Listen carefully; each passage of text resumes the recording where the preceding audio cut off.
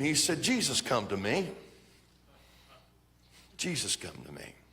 So he appeared and said, Tom Barnes, I've raised you up to intercede for the nation of Israel. And then he said he spoke to me and told me the 3 reasons that America exists. He said, now he didn't say anything about my problem. He didn't say anything about my trial. He just said, this is what I've raised you up to do, and he left. He said, but I can tell you the moment I started doing what he called me to do is the day I started coming out of that darkness.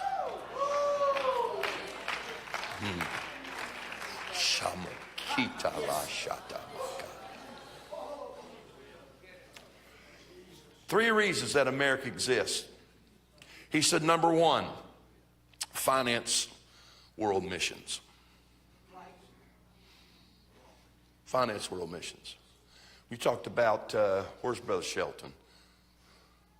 You talked about time to sow. God didn't bless America for us to waste it and squander it, spend it on ourselves. I've raised you up as a nation to finance world missions.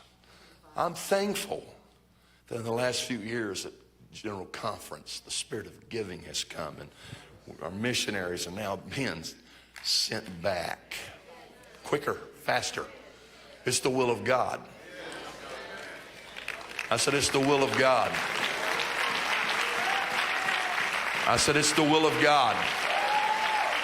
It's the will of God for local churches to finance everything they need to do.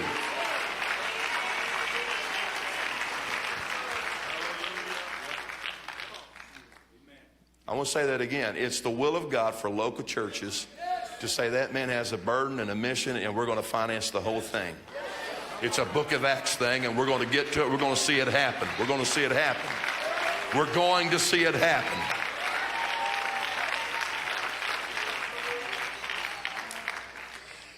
I am convinced that there will be an unprecedented spirit of giving that sweeps into the Apostolic Church of North America. I am convinced that we're already entering into it. Are you hearing me here tonight?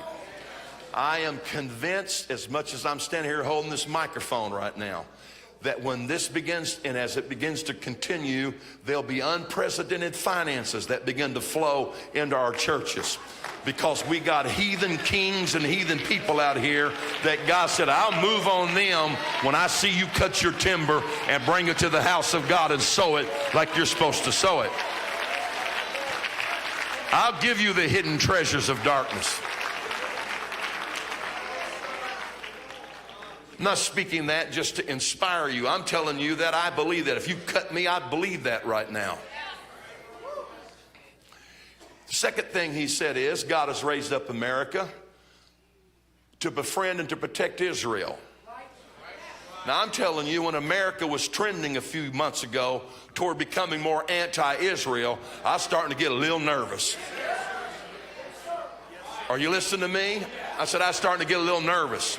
Because I'm going to tell you about Israel. I'm going to tell you about that land over there. It's about a covenant that God made with them, an everlasting covenant. And he told Abraham, I'm going to give you this territory right here. And all that fighting and all that stuff to drive them out is about trying to make God a liar. Are you listening to me? I said it's trying to make God a liar, that he doesn't keep his word. But God said, Abraham, here's the boundaries of it. See that, there and there? That belongs to you. It's an everlasting covenant, and I'm going to give it to you and your seed. That's how come they want to take it. That's how come they want to drive it away. But I got news for you. God's going to let them go so far, and he's going to say, I'm coming back to fight. You're going to remember this little battle, because that I gave to them, and it's a covenant that I don't intend. Matter of fact, I took an oath at that place. I cannot lie.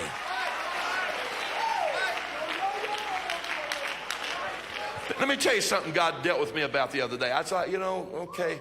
God said, you need to understand something. Here's why I cannot lie. Because I'm eternal. I said, you're going to have to explain that one to me. He said, eternal means I fill all space at all time. He said, I live in an ever-present now. He said, that means there is absolutely no place nor time for me to change. So whatever God was, he still is. There is no shadow of turning in him. There's no variableness in him. If he's a healer, he's still a healer.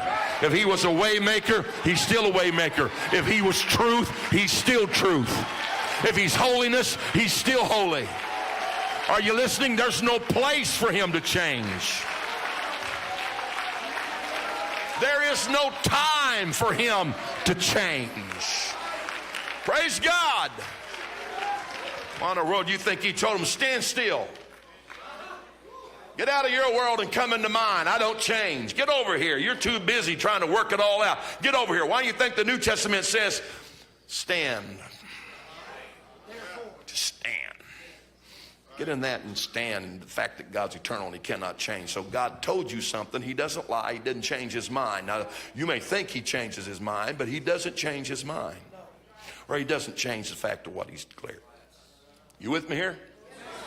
All right, now let's get on. Here's where we're going. We're going to protect and befriend Israel. Okay. Third thing he said is God's raised up America to give it a military power that is strong enough to stop men and nations that are full of the Antichrist before his time. I said, okay. Now I want to tell you what he concluded with before I go back to that one. He said anything that will not fulfill its creative purpose has absolutely no reason to exist. He said it doesn't matter if it's a man, a family, a ministry, or an organization, or a nation. It doesn't matter. If it will not fulfill what's created to do for purpose, it has no reason to exist. So if you're still here, that means God's got a purpose. If you're still existing, that means God's still got a purpose. Our God, a firm foundation, our rock, the only solid ground. As nations rise